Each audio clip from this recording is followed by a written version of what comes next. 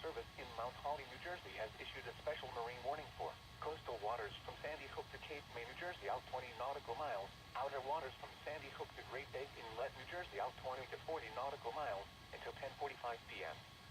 At 9:21 p.m., strong thunderstorms were located along a line extending from 17 nautical miles northwest of Beach Haven to Buoy, moving east at 30 knots. Hazard, wind gusts to 40 knots and small hail. Source, radar.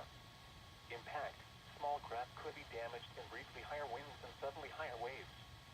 Locations impacted include Little Egg Reef, Atlantic City Reef, Ship Bottom, Great Egg Inlet, Barna, Getlight Reef, Garden State South Reef, Harvey Cedars, Fork River, Great Egg Reef, La Valette, Beach Haven, Barna, Getlight, North Beach Haven, Garden State North Reef, Little Egg Inlet, Buoy, Seaside Park, Brigantine, Pine Beach, and Atlantic City.